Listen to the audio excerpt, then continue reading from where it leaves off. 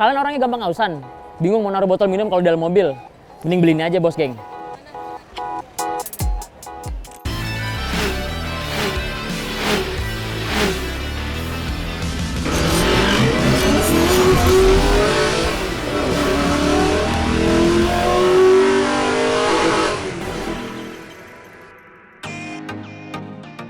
Halo bos geng, welcome back to Mobil 123. Bersama gua Hadi tentunya, dan kali ini kita lagi ada di booth-nya Wuling. Nah, di sini tuh kita akan ngebahas satu mobil yang menjadi bintangnya Wuling. Mobil apa sih? Yang jelas mobil listrik, dan ini varian terbarunya.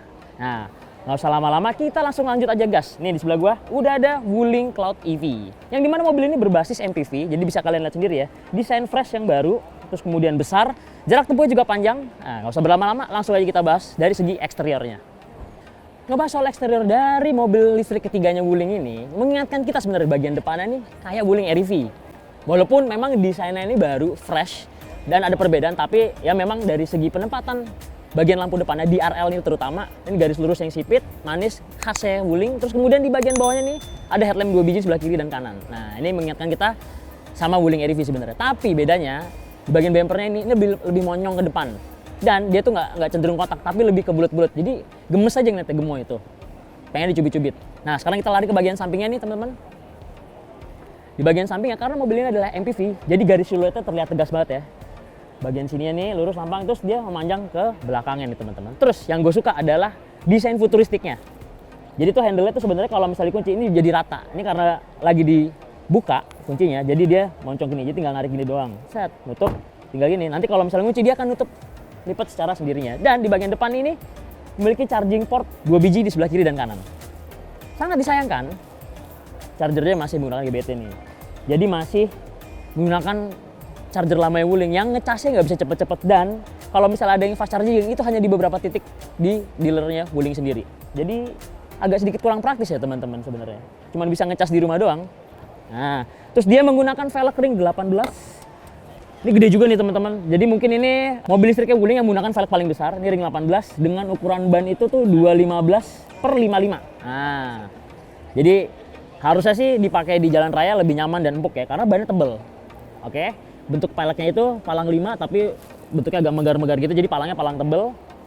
Ini perpaduan warnanya itu adalah brush polish dengan berwarna hitam. Terus di bagian bawahnya nih, nggak ketinggalan nih melambangkan kesan fancy-nya. Dia tuh ada list chrome nih. Ini warna hitamnya piano black gitu, terus di bagian bawahnya ada list chrome-nya nih. Nah, jadi kelihatan lebih mewah aja kalau dari samping, ya nggak? Bagian belakangnya juga mengingatkan kita kepada Wuling REV. Jadi tuh stop lamp-nya dia bergaris panjang dari ujung kiri ke sebelah kanan. Ini nyala juga nih lampunya, terus kemudian ini lampu stop lamp dan sen ada di sebelah kiri dan kanan seperti biasa. Terus logo Wuling berwarna chrome. Yang gue suka ini udah ada spoiler nih, ducktail nih. Jadi manis banget nih. Jadi kalau kita ngeliat dari samping belakang, nih ya, mengingatkan gue sama Range Rover Evoque. Nah, kalau kalian tahu tuh, Range Rover Evoque bentuknya mirip-mirip kayak gini nih. Kacanya miring gini, terus kemudian ada spoiler ducktailnya tipis-tipis, membuat lebih manis lagi nih.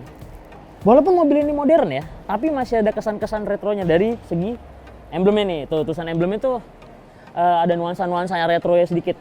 Cakep nih teman-teman. Terus juga udah ada sensor-sensor di bagian belakang, depan juga ada.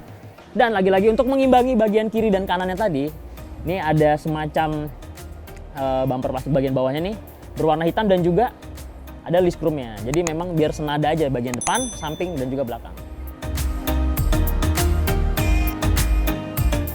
Ngomongin soal bagasinya sudah menggunakan elektrik. Jadi one push button, jadi dia tinggal buka ke atas gitu tuh, pakai sensor. Tutupnya juga tinggal tombol. Nah, kita langsung aja, mumpung lagi ada di belakang, kita ngebahas soal akomodasi barangnya.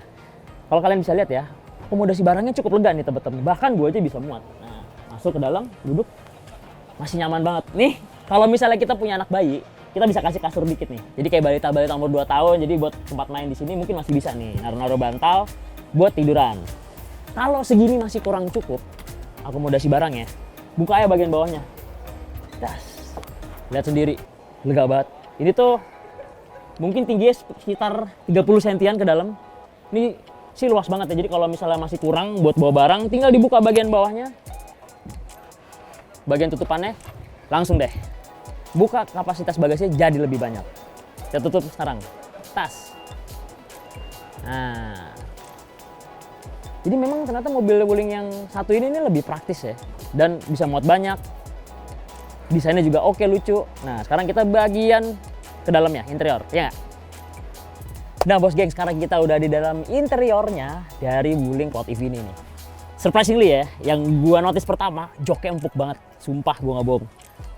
Dia menggunakan premium quality leather nih, terus kemudian ngingatin gua nih joknya kayak sofa. Jadi tuh duduknya nyaman banget dan sudah reclining loh, tebet-tebet bisa berapa derajat nih, buset deh. Dia bisa ya udah santai aja gitu. Terus tinggi gue tuh 173 cm, yang cukup tinggi lah untuk orang Asia. Ini tuh jaraknya lega banget nih. Ini posisi duduk belum gue atur sama kayak driving seat gue, tapi gue bisa memastikan kalau ini tuh lega banget. Terus yang gue suka, dia perpaduan warnanya tuh cakep nih. Ini semacam kayak krem gitu, terus kemudian warna hitam di bagian sini ya. Terus ada accent wood panelnya di bagian door trimnya nih, kiri kanan. Nah nih yang gue suka nih ya, desainnya sebenarnya minimalis banget dan simple, tapi kesan futuristik dan ada retronya. Ini berwarna kayak semacam tembaga gitu, terus speakernya banyak juga nih, ada 1, 2. Ini mungkin Twitter ya di sini ya teman-teman ya. Nah cakep banget nih, sumpah. Nah di sini juga di bawah di belakang konsol tengahnya itu udah ada AC-nya. Cuman sayang banget nih, dia hanya bisa kiri kanan aja. Oh bisa deh naik turun hanya, tapi cuman 1 slotnya. Jadi nggak bisa dibagi 2 gini. Jadi kita pasti kalau duduk belakang agak rebutan. Terus di bagian bawahnya udah ada USB port buat ngecas nih, jadi kita nggak perlu narik kabel dari depan ke belakang untuk ngecas. Nah sekarang kita buka, ini ada armrest ya, mantap. Nah nih yang tadi kita bahas di depan, kenapa mobil ini cocok banget bagi kita yang suka kehausan. Nah kita terus bingung bawa botol banyak, mau taruh mana aja kan. Mobil ini punya cup holder yang banyak banget, salah satunya nih di belakang ada 2 nih ya, armrest. Terus nanti kita bahas di bagian depannya, kita lari. Nah oke, sekarang kita lanjut ke posisi depan. Nah sekarang gue udah duduk di bagian drivernya atau kursi pengemudi, sama-sama empuk, sama kayak jok belakangnya, sumpah demi apapun. Nih kalian yang mau datang ke IMS atau belum pernah ngerasain, ini gue sebutin ya, kursinya bener-bener empuk tuh. Emang beneran kayak duduk di sofa rasanya, apalagi di belakang tadi berasa juga empuknya. Terus juga dari desain kabin interior bagian depannya ini simple banget ya, konsol tengahnya cuma gini doang nih, minim tombol. Di sini ada wireless charger. Dah, nih gue bilang tadi. Cup holdernya di depan ada 3 biji nih teman-teman. 1, 2, 3. Jadi kalian bisa naruh 3 botol di sini. Kalau masih kurang dan kurang juga di belakang, di depan masih ada lagi tuh, kiri kanan. Jadi totalnya ada 1, 2, 3, 4, 5, 6, 7. Ada 7 cup holder buat naruh botol. Gila sih. Jadi kalau misalnya kita jarak jauh bawa minuman, nggak perlu ribet-ribet bawa kresek, tinggal taruh-taruhin aja tuh di semua sudut sisinya. Nah, kalau dari steering wheelnya, ini steering wheel simple banget nih. Cuma ada tombol pengaturan atas bawah, kiri kanan, sama untuk mikrofon nih kayak gini nih, back. Ini simple banget. Terus dia juga udah ada layar MID di sini, digital, dan instrumen entertainmentnya nih sekitar 15 inci, gede banget teman-teman. Jadi nih kita yang matanya agak rabun atau apa segala macem, ini ngeliatnya tuh masih kelihatan jelas banget. Terus ini ada sun visor ya standar lah, terus lampu-lampunya juga simple nih, simple banget, manis gitu loh, nggak terlalu banyak ornamen, jadi ngeliatnya enak. Nah sekarang kita nyobain posisi steeringnya. Balik lagi, tadi kita belum bahas ya. Tilt, dan sekarang teleskopik. Yuhu. Nah jadi ini worth it banget sih, jadi improvementnya dari Wulingnya oke banget nih. Sekarang udah bisa tilt dan juga teleskopik steering. Nah kalau sudah di joknya sendiri, tadi kita balik lagi, ternyata sudah elektrik. Nah, jadi kita nggak perlu capek-capek buat narik-narik tuas. Dan elektriknya itu bukan elektrik yang lemot banget gitu, nggak, lumayan cepet kok. Tuh naik turun. Set. Ah mantap dah. Ini juga nih di bagian pengemudinya. Nah kalau di Wuling Bingo kan sebelah kanannya aja nih, atau pengemudinya aja yang elektrik. Kalau di Wuling Cloud EV dia elektrik kiri kanannya nih, bisa lihat tuh. Jadi yang di depan juga nggak perlu capek-capek lagi narik tuas. Simple banget nih teman-teman.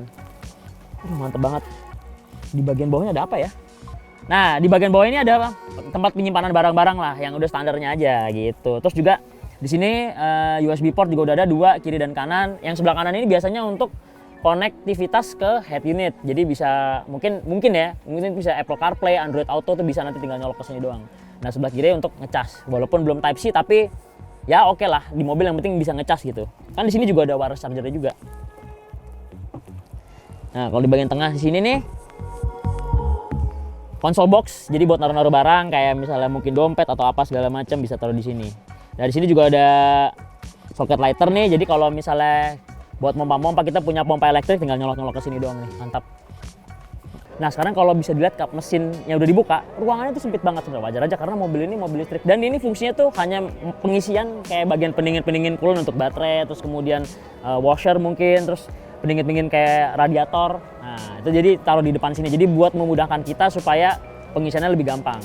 Mobil ini tuh nantinya akan memiliki dua tipe, yaitu yang standard range dan juga long range.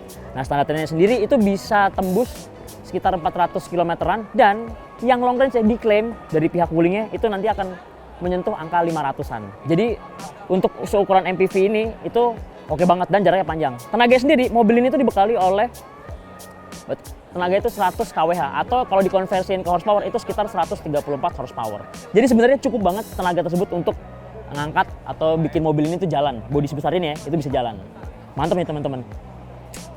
Jadi kita harap mobil ini cepat diluncurkan dan kita tahu harganya berapa. Kalau tebakan gue sih, mungkin ya nanti akan dipasarkan di harga sekitar 400 sampai 500. Jadi ini menjadi varian atau opsi mobil listrik yang harganya di sekitar 400 sampai 500-an. Nah bos geng, demikianlah first impression kita tentang Wuling Cloud EV di belakang kita ini. Gimana menurut kalian? Lucu nggak mobilnya? Kalau gue sih suka banget ya. Mungkin gue kalau punya budget sekitar 400 sampai 500 jutaan, gue akan beli mobil ini. Karena komposisi mobil ini tuh pas banget buat gue pakai sehari-hari. Jadi kayak muatnya lebih banyak, terus kapasitas orangnya juga lebih banyak. Apalagi akomodasi barangnya juga gede. Nah kalau gitu, jangan lupa like, komen, dan subscribe biar kita makin semangat lagi bikin videonya. Gas!